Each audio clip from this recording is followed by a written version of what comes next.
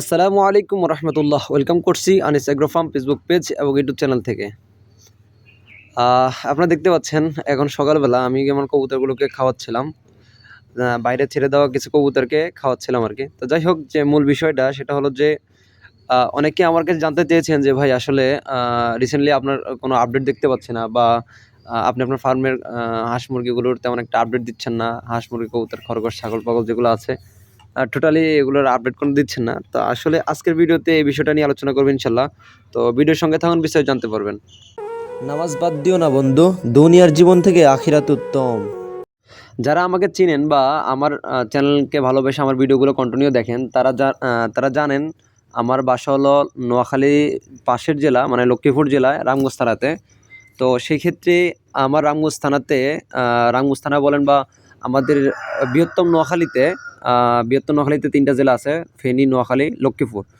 তো এবার বন্যাতে প্রায় এই 3টা জেলা মানে প্রচুর পরিমাণ ক্ষতিগ্রস্ত হয়।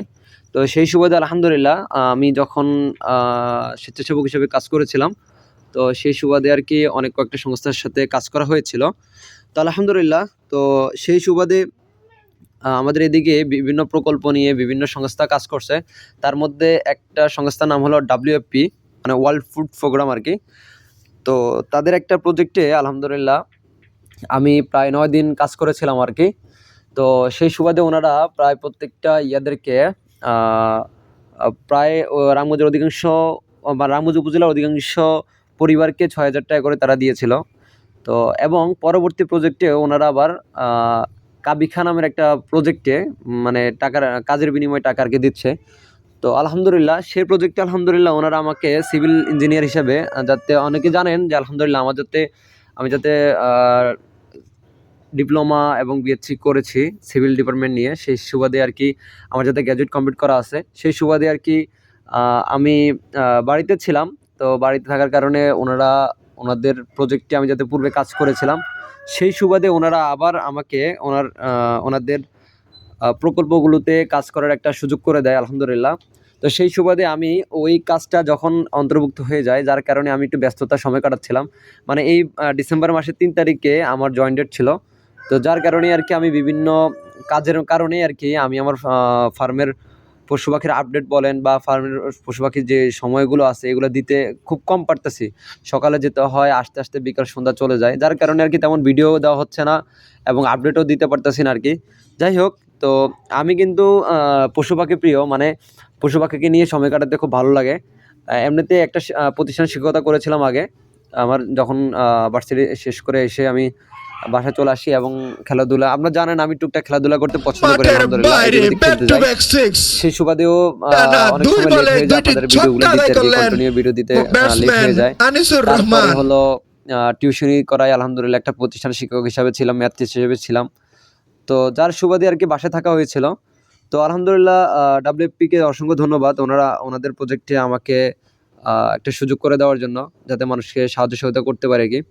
তো যাই হোক, ওনারা বর্তমানে যে রাস্তাঘাটগুলো করতেছে, তো সেই সুবাদে আর কি আমার যাতে ইঞ্জিনিয়ারিং ডিপ্লোমা ছিল, বিএসসি করা ছিল সিভিল ডিপার্টমেন্ট নিয়ে, সেই সুবাদে ওনাদের ওই প্রজেক্টটা আমি ঢুকে যাওয়ার কারণে আর কি তেমন একটা সময় পাচ্ছিলাম না দেখে আমি আমার ফার্মের আপডেটগুলো দিতে পারি নাই। যাই হোক আলহামদুলিল্লাহ, তারপরে যতটুকু সময় পারি, সকালবেলা যতটুকু সময় পারি ওদের খাওয়া দাওয়া দিয়েই আর কি সময়গুলো নিয়ে চলে যায় আর কি।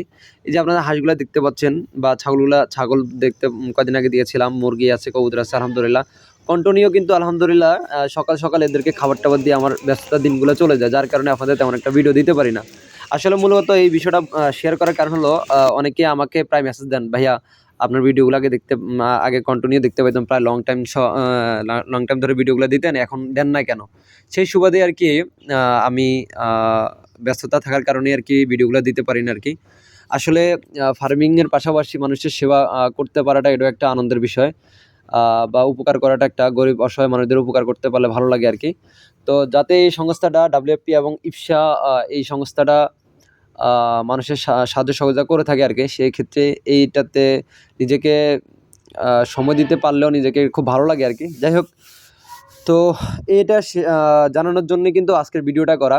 আসলে তেমন একটা সময় না পাওয়ার কারণেই কিন্তু আমি কন্টিনিউ ভিডিওগুলো দিতে পারতেছি না, বা আমার ফার্মের যে আপডেটগুলো এগুলো আপনাদেরকে দিতে পারি না আর কি। যাই হোক, তো রিসেন্টলি ইনশাল্লাহ প্রজেক্টগুলো শেষ হবে, তো দোয়া করি যাতে প্রজেক্টের যে কাজগুলো আছে সেগুলো যাতে ভালো করে করতে পারি, যাতে অসহায় মানুষদের পাশে দাঁড়াতে পারি এবং আমার ফার্মের সকল এই শীতে যাতে আমার ফার্মের সকল পোষা প্রাণীগুলো সুস্থ থাকে, এই দোয়া করবেন আর কি। তো আজ এই পর্যন্ত, সব ভালো থাকবেন। আসসালামু আলাইকুম ওয়া রাহমাতুল্লাহি ওয়া বারাকাতুহু।